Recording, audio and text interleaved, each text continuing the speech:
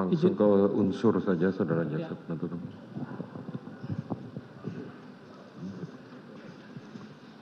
Kita masuk langsung analisa juridis. Sebelum masuk dalam pembahasan analisa juridis terhadap perkara terdakwa Ferdy Sambo, maka terlebih dahulu kami akan mengulas teori-teori pertanggungjawaban.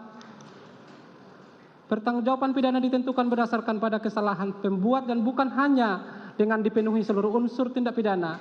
Dengan demikian, kesalahan yang ditempatkan sebagai faktor penentu pertanggungjawaban pidana dan tak hanya dipandang sekedar unsur pertanggungjawaban pidana. Seseorang dinyatakan mempunyai kesalahan merupakan hal yang menyakup masalah yang pertanggungjawabkan. Langsung kami masuk ke unsur barang siapa. Unsur barang siapa. Barang siapa adalah unsur pelaku atau subjek dari tindak pidana atau delik. Dengan menggunakan kata barang siapa, berarti pelakunya adalah dapat siapa saja atau siapapun dapat menjadi pelaku. Dengan demikian, delik memiliki padanan istilah yang sama dengan perbuatan yang dapat boleh dihukum.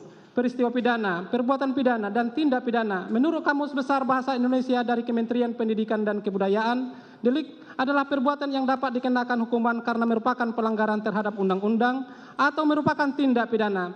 Dengan menggunakan kata barang siapa, yang dimaksud dalam hal ini adalah terdakwa Ferdy Sambo SH SIK Master Hukum. Sebagaimana identitas terdakwa dalam surat dakwaan merupakan pribadi atau person atau subjek hukum sebagai pelaku tindak pidana, memiliki hak dan kewajiban dan memiliki kemampuan untuk bertanggung jawab, dipertanggungjawabkan atas perbuatannya yang dilakukannya. Terdakwa Ferdy Sambo tidak termasuk golongan orang-orang yang tidak dapat dipertanggungjawabkan atau perbuatannya karena kurang sempurna akalnya atau karena sakit berubah akalnya. Dalam hal ini, terdakwa Ferdy Sambo dalam keadaan sadar atau waras mampu menjawab semua pertanyaan yang diberikan kepadanya dengan baik. Yang dimaksud dengan unsur ini adalah setiap orang atau manusia baik laki-laki maupun perempuan yang mempunyai hak dan kewajiban sebagai subjek hukum, tidak catat mental jiwa, tidak terganggu ingatannya, serta tidak tergolong dalam kelompok orang-orang yang dalam bertindak berbuat diklasifikasikan sebagai alasan pemaaf atau alasan pembenar yang dapat menghapuskan hak penuntutannya sebagai yang dimaksud buku 1 bab 3 KUHP tindak pidana, tidak mensyaratkan kualitas tertentu untuk melakukannya sehingga dapat meliputi siapa saja sepanjang merupakan subjek hukum perseorangan. Dalam perkara ini adalah terdakwa Ferdy Sambo sebagaimana fakta hukum selama dalam menjalani proses persidangan dari mulai pembacaan surat dakwaan sampai saat ini pembacaan tuntutan. Terdakwa Ferdy Sambo mengerti dan memahami serta mampu menjawab dengan baik setiap pertanyaan yang dikemukakan, dan selama menjalani persidangan terdakwa Ferdy Sambo sehat jasmani dan rohani serta cakap dalam menjalani proses persidangan. Dengan demikian, unsur barang siapa telah terbukti dan terpenuhi secara sah dan meyakinkan menurut hukum. Unsur kedua, dengan sengaja. Berdasarkan fakta-fakta hukum yang terungkap di persidangan terhadap terdakwa Ferdy Sambo, di mana dalam rumusan salah satu unsur pasal 340 KUHP ada unsur dengan sengaja.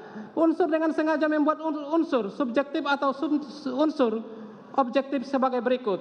1. Unsur subjektif dengan sengaja. Secara umum, Zainal Abidin Pare dalam buku hukum pidana 1 halaman 246 menjelaskan, unsur dengan sengaja artinya perbuatan itu harus disengaja dan kesengajaan itu harus timbul seketika itu juga. Karena sengaja yang dimaksud dalam pasal 30 KUHP adalah suatu perbuatan yang disengaja untuk menghilangkan nyawa orang lain yang berbentuk dengan direncanakan terlebih dahulu. Bahkan secara umum, sarjana hukum telah menerima 3 bentuk sengaja, yaitu 1. Sengaja sebagai niat, 2. Sengaja sebagai insaf akan kepastian, dan 3. Sengaja insaf akan kemungkinan. Bahwa selain itu dikenal dalam 3 corak atau tindakan maksud sengaja, yaitu dengan sengaja sebagai maksud, yaitu bahwa perbuatan pelaku memang bertujuan untuk menimbulkan akibat yang dilarang tersebut. Dengan sengaja sebagai sadar kepastian, yaitu bahwa akibat perbuatan pelaku tersebut mempunyai 2 akibat, yaitu akibat yang memang dituju pelaku dan akibat yang sebenarnya tidak diinginkan tetapi pasti terjadi dalam mencapai tujuan pelaku tersebut.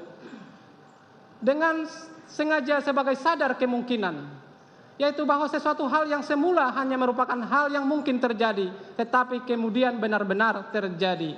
Bahwa dari teori kehendak dari 3 corak atau tingkatan maksud sengaja tersebut di atas dapat menyimpulkan maksud sengaja dari adanya kehendak untuk berbuat sesuatu, di mana pelaku mengetahui atau menyadari apa yang diperbuatnya, atau niat, kehendak, maksud, tujuan daripada pelaku untuk melakukan suatu perbuatan pidana, baik sebagaimana maksud atau sebagai sadar kepastian atau sadar kemungkinan.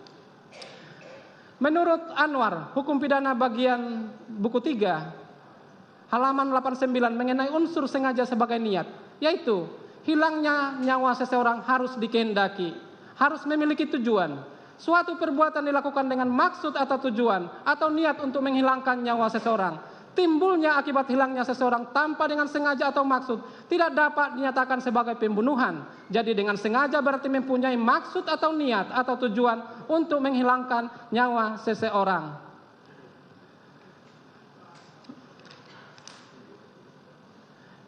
Kesengajaan merampas nyawa orang itu dilakukan setelah timbulnya niat orang lain, unsur yang menunjukkan bahwa merampas nyawa orang itu merupakan perbuatan positif sekalipun dengan perbuatan yang kecil. Kejahatan berupa kesengajaan menghilangkan nyawa orang lain dalam pengertiannya yang umum tentang kejahatan mana pembentuk undang-undang. Selanjutnya juga masih membuat perbedaan kesengajaan menghilangkan nyawa orang lain tidak direncanakan terlebih dahulu. Telah diberi nama dengan kesengajaan menghilangkan nyawa orang lain dengan direncanakan terlebih dahulu, sebagaimana diatur dalam pasal 33 KUHP, sedangkan MOR diatur dalam pasal 340 KUHP. Kami langsung kepada